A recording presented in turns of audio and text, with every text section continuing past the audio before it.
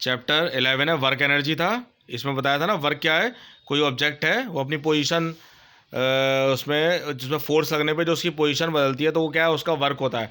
और ये क्या था, वर्क डन होता है। वर्क डन फॉर्मूला है F/S, इसकी यूनिट क्या होती है, जूल।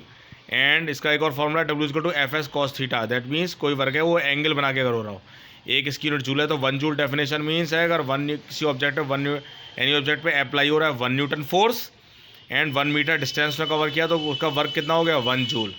एंड वर्क है कैन बी पॉजिटिव हो सकता है अगर वो सेम डायरेक्शन में है, जिस डायरेक्शन में ऑब्जेक्ट जा रहा है उसी डायरेक्शन में फोर्स है। Work done can be negative अगर ऑब्जेक्ट जिस डायरेक्शन में जा रहा है उसके अपोजिट डायरेक्शन में फोर्स लगे। और work done can be zero perpendicular force की, जैसे कुली ने अपने ऊपर जो है सूटकेस ले रखा है तो दैट मीन उसका वर्क क्या हो गया, जीरो है। ठीक है ना। और यह एनर्जी क्या है, is the ability to do an object, किसी वस्तु के कार्य करने की क्षमता। ठीक है ना। ये क्या है, उसकी एनर्जी है, इसकी यूनिट क्या होती है, जूल होती है। और जितना हमें एनर्जी होगी उतना ही वर्क कर सकते हैं। मतलब वर्क और एनर्जी क्या है, तभी तो इनकी यूनिट सेम है।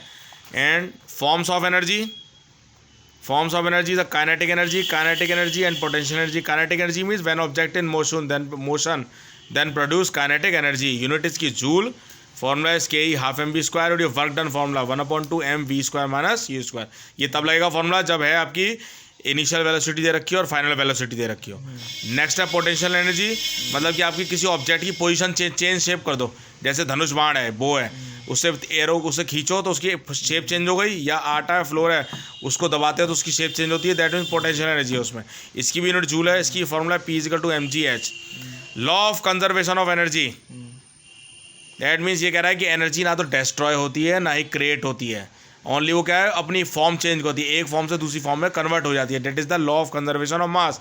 कि जैसे इसमें ऑब्जेक्ट दे रखा था कि एक ऑब्जेक्ट है, एक रूफ पे है ऑब्जेक्ट है, तब उसकी पोटेंशियल एनर्जी मैक्सिमम है और काइनेटिक एनर्जी क्या है, जीरो है। जब ऑब्जेक्ट को रूफ से नीचे फेंका तो पोटेंशियल एनर्जी को डिक्रीज होगी, काइनेटिक एनर्जी इंक्रीज होनी शुरू हो जाएगी।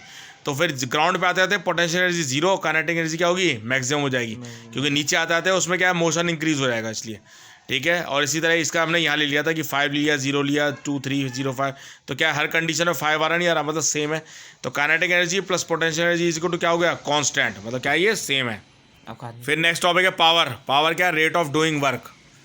P इजिकल टू डिनोट कर देते हैं P से, P equal to W/T। Unit इसकी वाट होती है, जूल पर सेकंड भी होती है। 1 किलोवाट आवर इजिकल टू 1000 वाट या 1000 जूल पर सेकंड कह लो। 1 horse power is equal to 746 watt.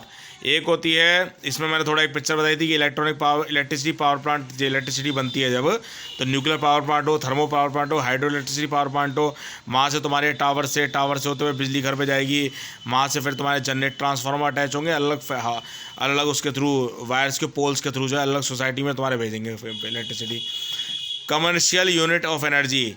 Commercial unit of energy क्या है, जो तुम्हारे घर में मीटर्स लगे हुए हैं उनमें जो यूनिट हम चेक करते हैं कितनी बिजली खर्च हुई किलोवाट आवर में, यानी 1 आवर्स में कितने किलोवाट तुम्हारी तुमने बिजली खर्च की है। ठीक है, वो 1 यूनिट होती है उसकी।